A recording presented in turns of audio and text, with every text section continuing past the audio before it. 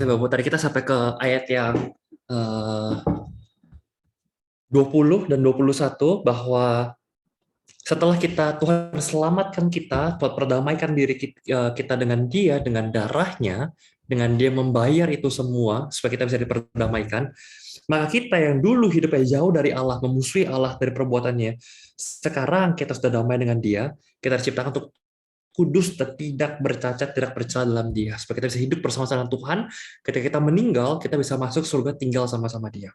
Lalu dikatakan, sebab itu kamu harus bertekun di dalam iman. Jadi gimana cara kita hidup kudus di hadapan Tuhan? Gimana cara supaya kita bisa menjadi pribadi yang kudus dan tidak bercacat di hadapan Tuhan? Kita harus hidup bertekun di dalam iman. Tetap teguh dan tidak tergoncang. Nggak gampang diombang-ambingkan oleh pengajaran lain selain Injil yang benar dan sejati. Yang telah kamu dengar dan telah dikabarkan di seluruh alam di bawah langit, dan aku, Paulus, telah menjadi pelayanannya. Jadi itu menjelaskan bagaimana Paulus mengatakan di ayat 24-nya, kelanjutannya 24 sampai akhir 29, ya Paulus menceritakan di ayat 25, aku telah menjadi pelayan jemaat itu sesuai dengan tugas yang dipercayakan Allah kepadaku untuk meneruskan firman-Nya dengan sepenuhnya kepada kamu. Apa firman yang diberikan Paulus? Ya tadi, berita bahwa Yesus. Ketika kita beritakan Injil, apa itu Injil? Injil adalah berita bahwa Allah menjadi manusia, lahir sebagai manusia. Yesus lahir, dia mati di atas kayu salib, dia bangkit mengalahkan maut, dan dia terangkat ke surga menyiapkan tempat bagi kita. Itulah berita Injil. Terus mengatakan kalau ada yang berita yang lain, tambah-tambahin, dikurang-kurangin dari itu bukan Injil. Jangan kamu goyah. Masuk ke pasal yang kedua, Bapak Ibu. Tadi Kolose 1 itu sebenarnya inti dari seluruh kitab Kolose, terutama tadi tentang puisi tentang Yesus, dia adalah gambar dari Allah yang tidak kelihatan, dan seterusnya. Itu adalah inti dari keseluruhan kitab. Makanya ayat ke-2, 3, dan 4-nya udah lebih singkat. Nah, di ayat kedua, pasal yang ke-1 sampai ke-2, dikatakan demikian. Nah, Kolose 2 ayat yang ke-6 dikatakan demikian. Kamu telah menerima Kristus Yesus Tuhan kita. Karena itu hendaklah hidupmu tetap di dalam Dia. Adalah satu hal untuk menerima Yesus, saya percaya Yesus. Tapi adalah hal lain untuk kita tetap bisa hidup di dalam Dia. Beda, gampang. Banyak orang, oh ya saya percaya jadi Kristen. Tapi setelah menerima Kristus, dia tidak hidup di dalam Kristus. Nah, gimana cara supaya kita bisa hidup di dalam Kristus? Kolose 2:7 dikatakan, hendaklah kamu berakar di dalam Dia. Apa artinya berakar? Kita harus teguh ke dalam, ntar di kalimat berikutnya, kamu harus berakar dalam Dia dan dibangun di atas Dia. Apa maksud berakar dalam Dia? Hendaklah kamu bertambah teguh dalam iman yang telah diajarkan kepadamu. Gimana cara kita berakar dalam Kristus? Adalah dengan bertambah teguh dalam iman yang diajarkan kepada kita. Sehingga kita nggak gampang oleng, kita nggak gampang digoyahkan. Bagaimana cara kita dibangun di atas Dia? Dengan cara kita punya hati yang melimpah dengan syukur. Jadi berakar ke dalam dan bertumbuh ke atas. Itu kita lakukan dengan kalau kita mau hidup di dalam Dia. Jadi orang hidup dalam Kristus adalah hidup yang berakar dan bertumbuh. Dia punya pengalaman, punya iman yang semakin teguh, dan dia juga punya hidup yang semakin berlimpah dengan syukur. Nah, dikatakan di ayat 8, hati-hati tentang ajaran palsu, yang filsafat kosong dan kawan-kawannya. Di ayat 11, hati-hati juga tentang legalisme tadi, harus ikutin ritual, harus disunat, dan seterusnya. Paulus sedang menentang pengajaran-pengajaran tadi saya ceritakan, ada legalisme Yahudi, dan juga ada gnostik mysticism yang ada di kota Kolose. Yang satu percaya bahwa semua materi itu jahat, yang satu percaya bahwa enggak, kamu harus ikutin ritual, ikutin perbuatan, nggak cukup cuma percaya dengan Yesus. Jadi Yesus katakan, jangan diobang-abingkan oleh ajaran palsu, yang mengajarkan tentang ritual-ritual, perbuatan. Kenapa nggak perlu surat? Karena kamu sudah dibaptis. Dari sini katakan, apa sih maksud dibaptis? Dibaptis adalah seperti kamu dikuburkan, lalu kamu turut dibangkitkan. Makanya biasa baptis, ada baptis selam, itu seperti kita dikuburkan, lalu kita dikeluarkan, kita bangkit lagi seperti kuasa Allah. Tapi nanti baru kita bahas baptisan Bapak Ibu ya.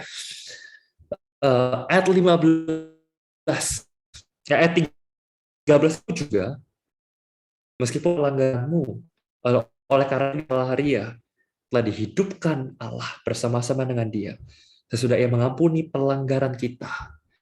Ia mengampuni kita bukan karena perbuatan kita, bukan karena ritual kita, tapi karena ayat 14, Dia menghapus surat hutang kita yang tadi.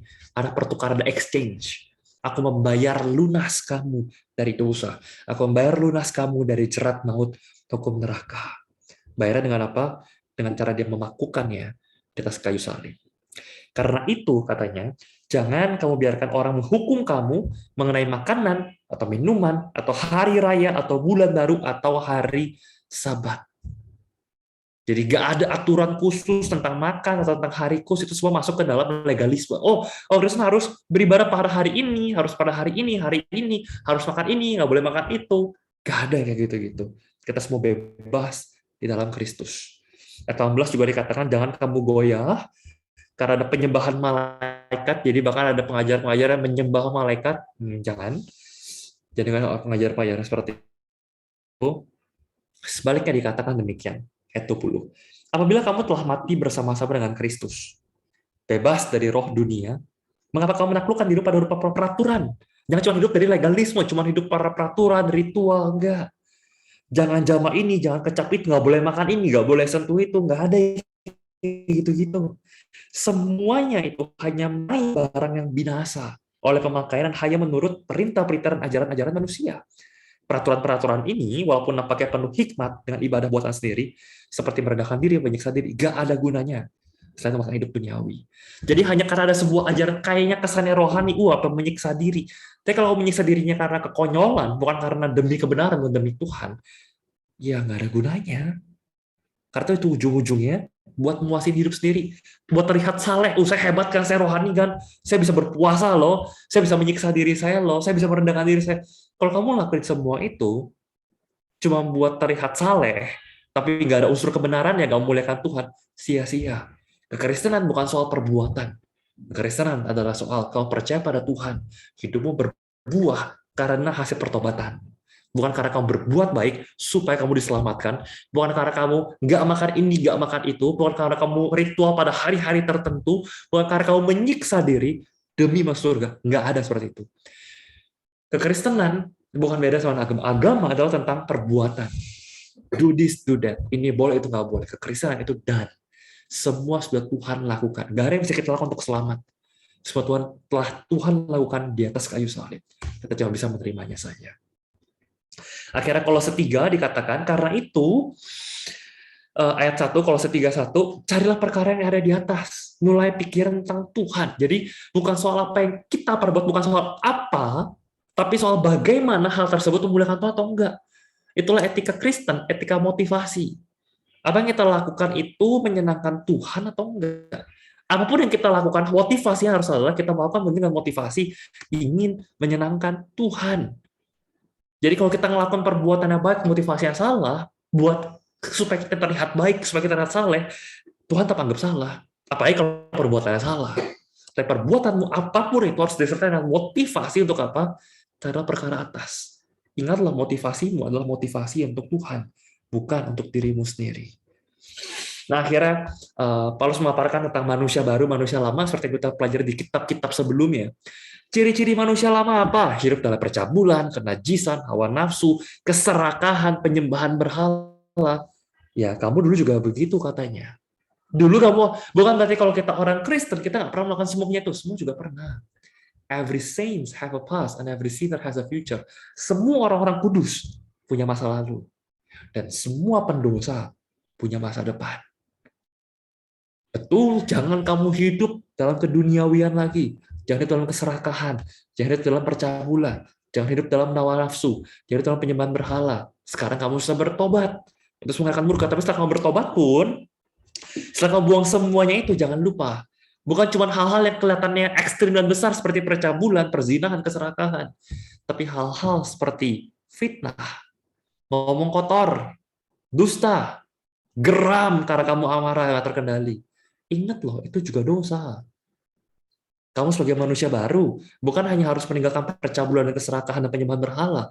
Kamu juga harus meninggalkan kegeraman karena amarahmu, meninggalkan fitnah, meninggalkan kata-kata kotor, dan meninggalkan kata-kata bohong, kata-kata dusta. Sebaliknya, kamu yang sudah menjadi manusia baru, terus-menerus diperbaharui. Apa yang perbaharui?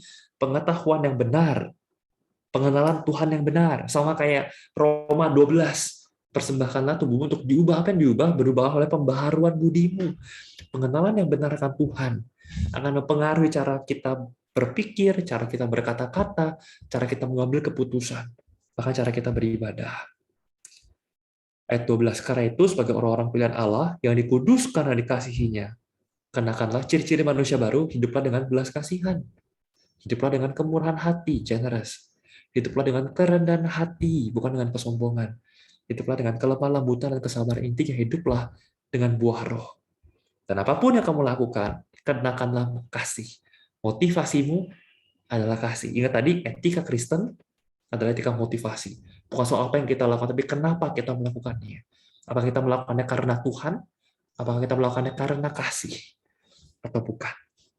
Dan sama kayak kitab-kitab sebelumnya, Paulus memberi nasihat yang juga serupa tentang nasihat istri dan suami istri, rumah tangga, istri tunduk pada suami mengasihi istri, hubungan anak dan orang tua, anak mentaati orang tua jangan menyakiti hati anak, antara hamba dan Tuhan, hamba harus mengerjakan segala sesuatu seperti takut akan Tuhan, dan tua juga nggak boleh mencurangi dan mengancam hambanya. Ini udah kita baca di kitab-kitab sebelumnya, Paulus memberikan pesan yang sama juga kepada jemaat di Kolose.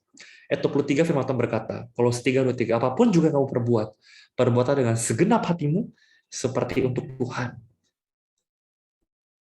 dan bukan manusia.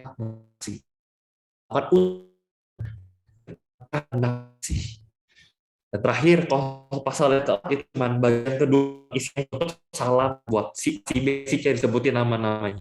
Tapi yang penutupnya Kolose 4 ayat 2 dan 5. Bertekunlah dalam doa, dan dalam pada itu berjaga-jagalah sambil mengucap syukur.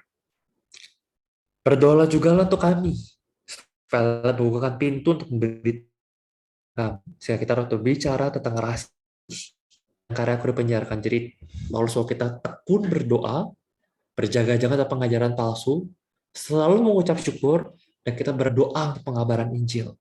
Berdoa untuk hamba-hamba Tuhan yang mengabarkan Injil, untuk misionaris.